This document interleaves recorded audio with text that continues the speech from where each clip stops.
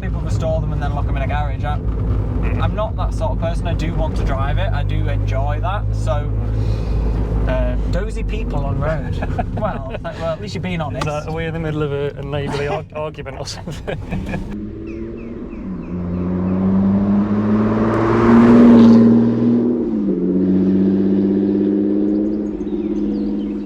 Hi everyone, welcome to Nightfall.Drives. Doug here.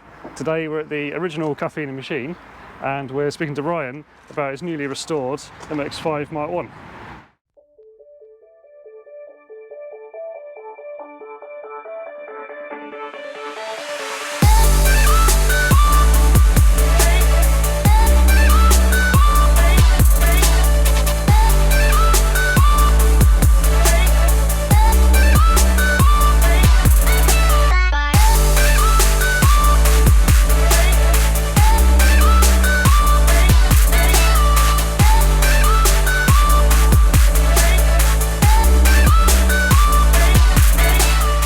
Thanks so much, Ryan, for bringing it down today. It's all right, no worries. Obviously, you like a Mark 1 MX5, so I thought I would provide you with this one. Couldn't resist. I mean, I don't know where to start, but shall we start at the beginning? I mean, it's your first car. Yeah, it's my first car. I bought it the 19th of December 2021. I was 17. Yeah. I'd actually passed my test 16 days before. Couldn't afford the insurance on it, as you would expect, so I didn't drive it. And yeah, I just fell in love with it, but it was a real shed, so I had to consider options of, do I fully restore it, do I just have it as a project? And I basically just tried to chip away as much as I could until it eventually got so bad we had to fully restore it. So obviously we'll go into more detail of that later on. But yeah, you got some interesting pictures we can have a look at. So where did the MX5 sort of love start? Quite early on, I guess. But yeah, it was quite early on, so it was probably early teenage years, probably, when I was thinking, oh, what do I want as a first car? I've always obviously been into cars, and I didn't want a traditional first car. I wanted something quite cool, so I thought, get an MX5. And I watched Project MX5, the original one with AutoAlex, quite a lot, and that for me, his journey with Phil, and was like, you know, that's what I want to do. That I want to have one and make it look really nice and enjoy it and stuff. And sort of fell in love with the MX5 from that then, really. So yeah, well, he certainly made it look nice, and to my shame, I had a Mark 1 when I was young, and I bailed out when I saw a bit of rust coming. I thought, I've either got to commit to this, fix it up, or do I sell it to someone who knows the problems and can sort it out properly? And that's what I did at the time. But you've done it, and obviously then you were without a car for sort of chunks of time as well. Quite a few, but yeah, it was a couple of months. I mean, I do daily in a way, but because of the nature of my job at the time, I didn't need to use it for that. So it wasn't the worst thing in the world not having the car for a couple of months, but I did miss it. Obviously, I couldn't take it out on nice days, and we had a good summer as well for the period that it was in. It was awful in July, and then in August, when it was being restored, weather was glorious. I was like, I could have had the car for this. But never mind. But you've certainly been enjoying it since. Yeah, it's been brilliant. Yeah. Well, should we have a little look around it? We'll obviously go more detail on the drive. Yeah. But, should we have a look under the bonnet, if that's all right? Yeah, I'll hopefully, I think the door will be open. Yeah. So, the beating heart of this motor vehicle. The purple 1.6 litre engine. Yeah, a lot of them are painted cam covers, aren't they? Yeah, that's going to be getting changed. It's been like that since the day I bought it. But I'm going to probably go for white with red lettering, I think, because it'll match the white piping. That'd be nice. Nice contrast with red, isn't it? So red and white go together quite well. So that's the plan. And then there's plans for the interior later on, I guess. Yeah, the interior can wait. It's mainly the mechanicals, because obviously it's a 30-year-old car nearly, and it's probably good to change bits mechanically and do the engine up a little bit so that it's fresh and healthy. We've been doing some certain things, so like the piping we've done, because some of the piping decided to break, and then we've changed that, and then we've done the exhaust and new filter box and stuff and all that, so we're just chipping away as we could. So so it's not standard inside. It's got cam swap as well, so it's putting out a lot more power than standard as well. So is it the 1.8 or the 1.6? 1.6. 1.6, and they weren't far apart anyway. In no, there's not much difference really. Yeah. 1.6 is lighter as well, so it gets.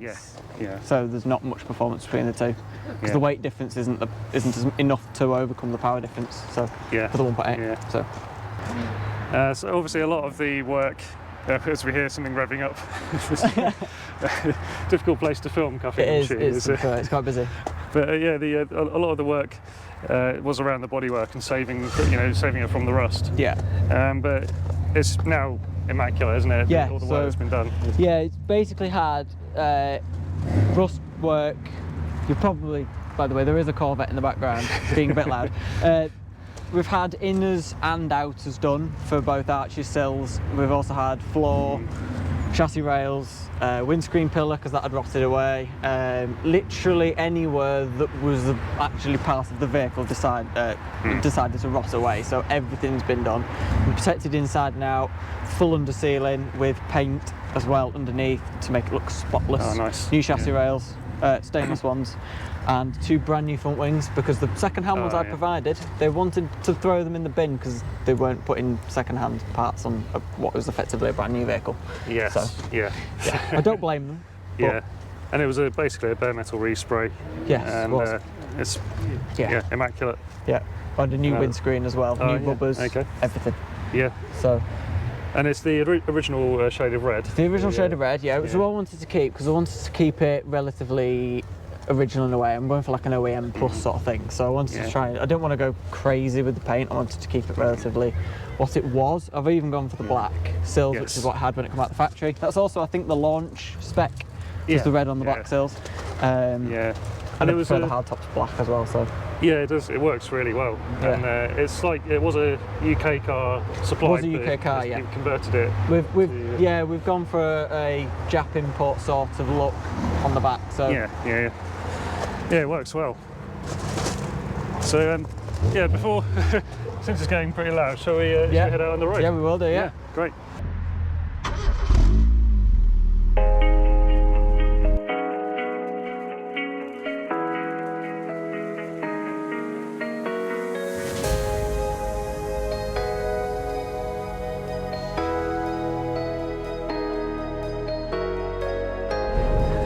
We're just going out for a bit. He's lovely and he's good. He's a good lad. He's so happy. Well, he's got a great job actually. He does have quite a cool job.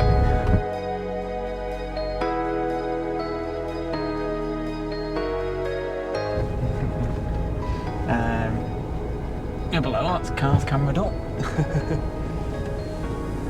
We're going this way. Yeah, let's go. Indicator stocks on the wrong side. I quite like that actually. Around roundabouts you can change gear as well and indicate and stuff.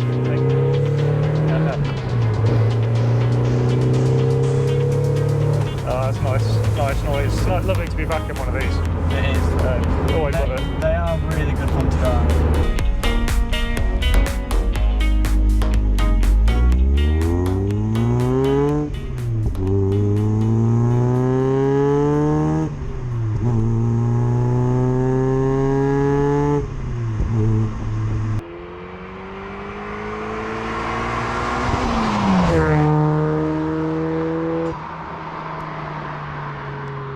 Obviously the main thing I need to do is the interior, to be fair. It's not the most... Well, it looks pretty tidy. It is, but it's a bit stock, and it's like, oh dear, something's broken down. It's typical, it's the modern car that's broken. Here we've got the 142,000 mile Mazda engine. And it's right as rain. Sweet, isn't it? Does do that.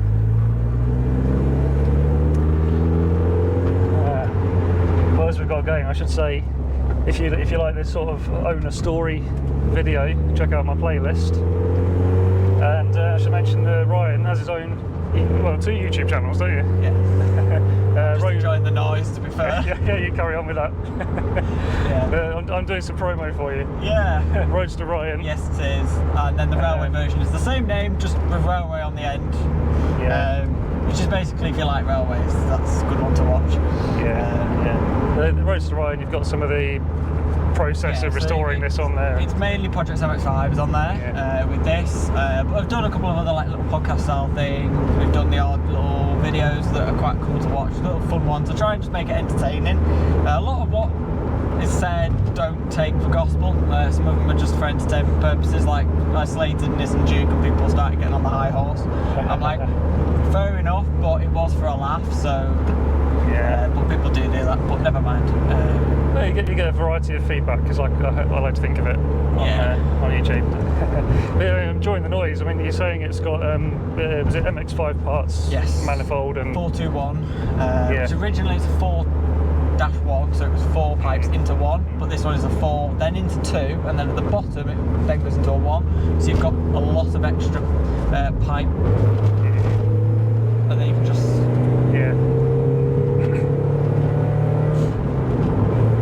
I mean, it is quite loud. Well, it's livable though. It's I mean, we're having a conversation and it's fine. Now, you can't hear the car inside. I mean, we have the hardtop on, but it doesn't make much of a difference. As much as you would think in terms of the actual driving, in terms of on a motorway. When the soft top's up, it feels the same as when the hardtop's down.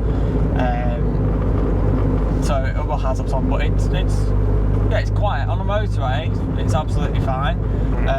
The higher speeds in particular, and then on a B road you want to be able to just make some noise, and because you're not in anywhere near any villages or anything, or there's only little tiny ones, you're not afraid to give it a bootful and make a bit of noise, because otherwise you annoy people.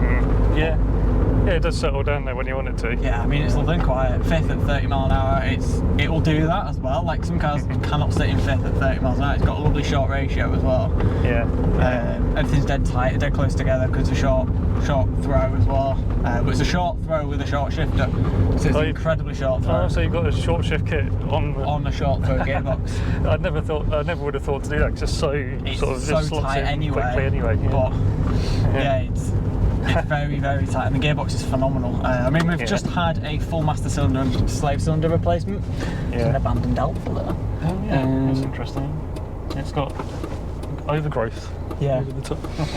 But yeah, so we've had that replaced. We've had the little pipe that connects the two, can often perish and leak, and it's worth changing. So we've gone for a stainless steel one as well, so it's lasts longer, and it actually does help the responsiveness of the gearbox.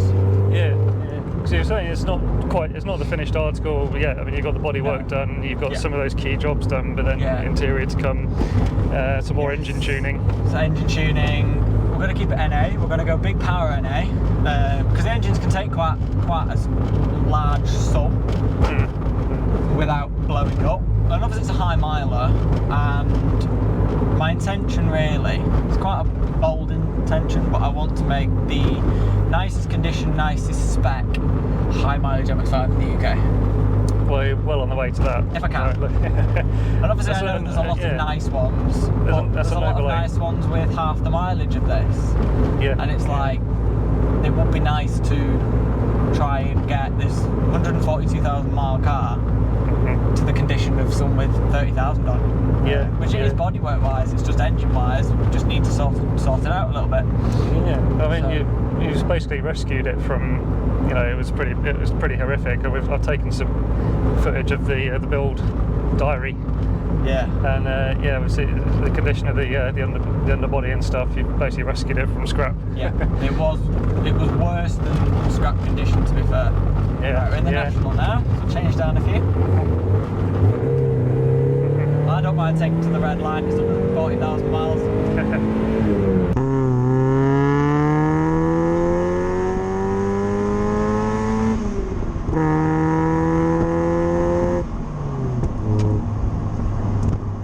It pulls nicely. It does pull quite well for an MX5. I mean, everybody says these cars are slow, but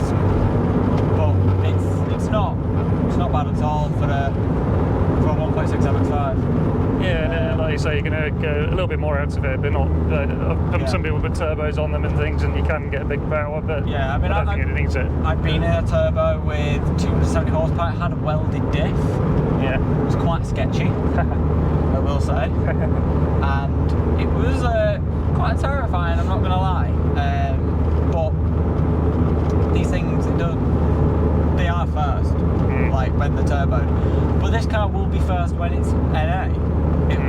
really quick. You'll get out of that and go, that's a first MX5, because it will have almost double the power it had when it was new, because it was a 90 horsepower car when it was new. So I'm going to try and target around 170, which is ambitious for NA, but it is doable.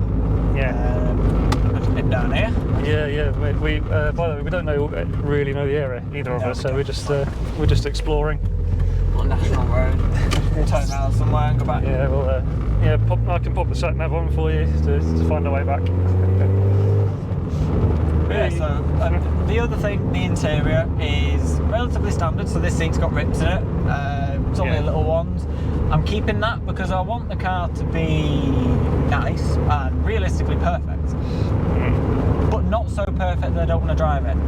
Hence why when we did the respray, we went for a slightly lesser expensive respray. For some reason is I didn't want to be scared of driving it, which I still am anyway. Because I'm like, I don't want it stone chipping. But it's going to happen. It's going to happen because it's a car that's driven. At the end of the day, a lot of people restore them and then lock them in a garage. I'm not that sort of person. I do want to drive it. I do enjoy that. So. Dozy people on road. well, at least you're being honest. Are we in the middle of a neighbourly argument or something?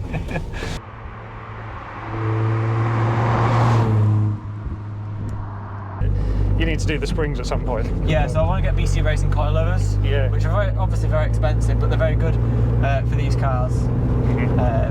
And also the thing with BC Racing coilovers is that it's a sort of just saying that you've got BC Racing coilovers, isn't it? It's just like you buy them because you've got BC Racing coilovers. Yeah, it's like one of the obvious choices. I went for the Meister R's. That's the thing. So the Meister R's and BCs are equally good for MX5s. Really, it's just do you go for the BCs just because if you've got the money to buy them, you just go, I've got BC Racing coilovers. It's just like it's just the bright. It's a top trump thing in it, really. But you got all the adjustability as well. Yeah. So. The interior wise, we're going to go for full leather interior, a bit like Phil, but not with the red stitching because it looks a bit silly. And then we're going to go for a half cage at the back here. Oh yeah. So replace the rollover hoops with a cage, because they're not that safe, those. They're not that good either. So I'd rather not have those there. And then I want to get some white dials for nostalgia, because the month before I bought this car, I sat in one which you could win at the NEC. And the one I sat in had white dials, and that for me, that was the moment I was like, I want to get one of these. And for that reason, I want to get white dials, because I'll look down every time I see it, I'll remember that was a car that I sat in. I'm going to get over second. But it obviously means a lot to you, and it's a forever car. It is. As you said, it's I strongly recommend sticking to that, because I regret selling mine. But what's the reason for kind of doing things the hard way, from taking something that needed so much work? I suppose it's the satisfaction of making it your own. Because a lot of people have said that it was completely like, I'll be honest, the amount of money it costs to get it in this shape is more than any person would spend on MX5. Like, I could have bought an E36 M3 for the price that the restoration cost on this car, because it was so far gone. It realistically, money-wise, if you're talking financially saving it, it wasn't really worth it, because it was so far gone. But the thing is, I've got that satisfaction now of look what we've turned it round to. We've actually saved it. We've got at least another 25, 30 years to go with this car. Like, and obviously the engine's not an issue, because it's mainly as long as you keep the bodywork up. The engines are cheap as chips. You can always throw another one in. And a couple of grand later, with the loom and stuff, if you change it to a VVT, for example, it's nice and easy to do. And there's even options like the Rocketeer conversions and stuff like that eventually. I've always said if the engine goes bang, I'll put a Rocketeer in it. But obviously it's only if I can afford a Rocketeer kit, because they are very expensive. But by the point of that happening, I could probably afford one, because it'll be a very long time till it goes bang. Well, you'd get double the mileage, wouldn't you, out of so out of this sort of engine. Well, the engine was in the 323 and like probably the 626 as well. So it's used to doing relatively high mileage. It's just in an MX5, 142,000 miles is a lot, but this engine can survive double that. Yeah. I've seen some on like Facebook, the ones in America have got 3-4 times the mileage of what this has got, but that's obviously in kilometres, but you work it out, they're like on 400,000 miles, 300,000 miles. It's like, it's incredible, really. Yeah, it's in a low stress car, isn't it? It's such a light car. But obviously we look after it. I mean, it's going to go for a service soon. We're going to get it serviced, and I usually do that myself as well, because I can do that. But I suppose things like timing belt you have to be careful with. Yeah, so it looks relatively new, but when we get the engine done, we're going to get all of that changed anyway, redone and stuff like that. So, because obviously I can't just bang loads of power in it and expect it to take it. We've got to strip it down and potentially rebuild it. I'd probably say it's a half mini rebuild, really. But it'll be genuine. It'll be fast. It won't be stupid. It's not going to have the performance. It's not going to do 60 in like 4.5 seconds. It'll probably do it in 6.5 seconds. But that for me is enough. But it feels so quick in it as well. Part of the reason I fell in love with them originally is I was doing a lot of go-karting. Yeah. And I wanted something that was as close to that on the road that I could get in the budget. And it does feel like you know exactly what's happening underneath you. You can feel like they are very tight. The gearbox is one of the best of any manual car ever made. It's phenomenal. The gear change is like to die for. But it's also got a 50-50 weight distribution. So you've got 170 horsepower if this car has that when it's done. But you've got 50-50 weight distribution, the handling performance as well. And it's just one of those, isn't it? It's also now a proper classic, I'd argue, that it's gone through the point of where they were really cheap and not looked after, and then the good ones, or the ones that have been restored, are now, they're only going to get rarer and more valuable, so it's worth saving. And we're stuck behind a tractor. Yeah, you still get stuck behind things. With his hay bales, if he drops them, god, yeah, that drops through the. How strong is the hard top on? Quite strong. It's better than the soft top. Got past because I'm getting close to the thing. Cheers, dude.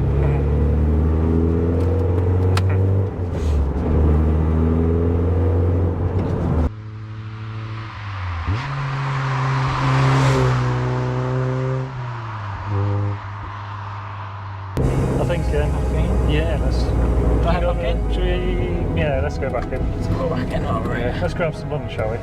Yes. I'll head back out in a bit.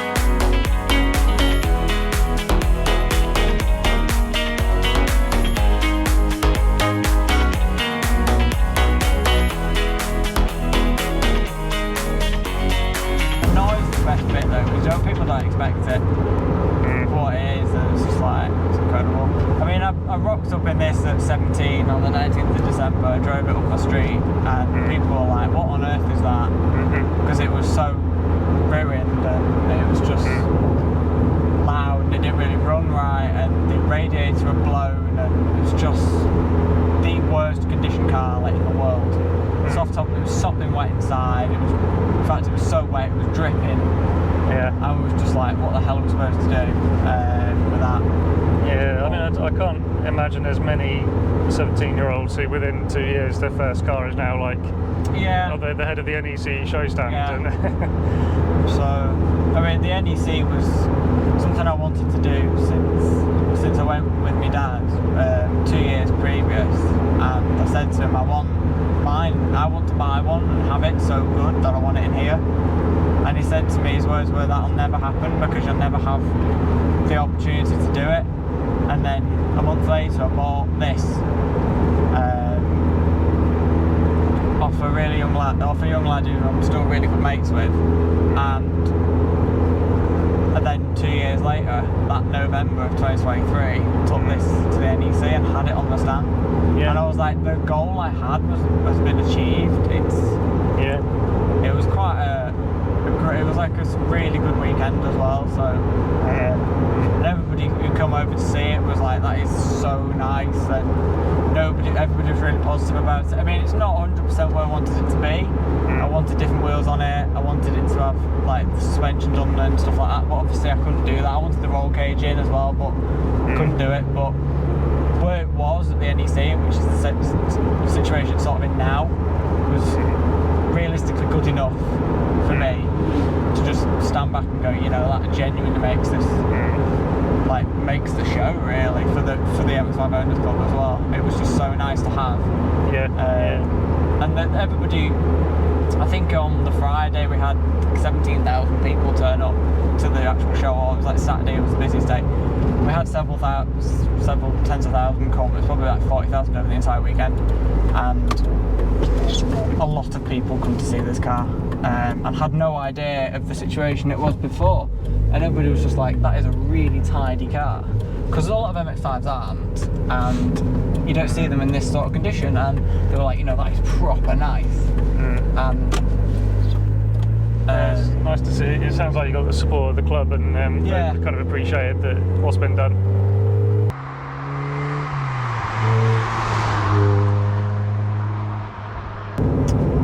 He was obviously Lotus mad, but his dad drove the MX5 and he's felt the gearbox. Oh yeah.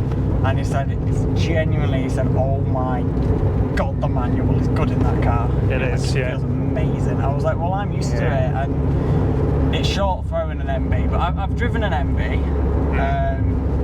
Personally, it's not that I'm biased against NAs, I'm not, because I genuinely do I drove it and as if it was driving back to back with this. It was much more refined, it was more comfortable, it was slightly quieter, it just felt more modern, it felt just easier to use, easier to daily. So if you're daily in one, MB all the way. But it just, in terms of that driving feel, that X factor, that little bit of character behind it, and the feel and the sort of like tinny nature to the car that makes it so special, the NA is by far superior. Yeah. I've never driven an MB actually, but the gearbox in this is better than the NC. Yeah. The NC is, I mean, by modern standards, I think still the best, one of the best out there. Yeah. I think the NC is heavily underrated. I mean, a lot of people like, you get the 1.8, it's not fast really, but there's always 4, but they're very underrated, and they're actually very, very good cars. That people say they're not as good as the NAs because of the weight or the MB or whatever. Yeah, it did grow a bit, and it did. Yeah, it's probably more. But it's still a great car. Yeah, and compared to anything else. Them up, and you do the suspension, and you do the engine, and tune it up a little bit. They are fabulous things. I'd actually really like a 2-litre 5-speed LSD NC pre-facelift. Oh yeah, have you driven an NC? Never driven one, but I do. We'll have to get you in mine if we can. Yeah, I would like to, because Alex Kirsten drove one on his channel, and he said it was a lot better than he was expecting. He said the feel to it, he said it was just so brilliant for a sports car. I'd probably do it up and have it tuned a little bit to maybe nearly 200 horsepower or something, and it would be rapid, it would feel amazing. I would genuinely love to do that. Yeah, I think, well, yeah, seriously, we could try and get you in mine and make it work. Mine's now with the BBR 200. Yeah, BBR kits for those are fabulous. I think it's about all you need, really. Oh, is this an Alfa GT36? Oh, one of the best looking cars ever made. That's amazing. Let's follow it then. I think we know where he's going. I hope he's going to see Caffeine. Go, go, go, go, go, go, catch the Alfa. It'll break down eventually. Let's follow the smoke.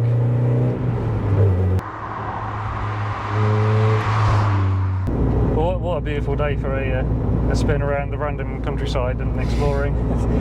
Thanks so much for bringing your car down, Ryan. No worries. It's been a fun day. It has been really good fun, and it's just been nice to bring the car to Caffeine&Machine as well, because I wanted to do that for a very long time, but I thought, what's the point in bringing it when it was like a shed?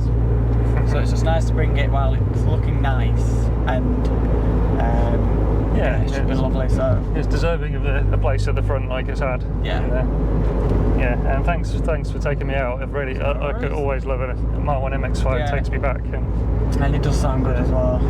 I enjoyed the drive by. So yeah, thanks. And if you've enjoyed the video, please check out, as I say, the Own Story playlist.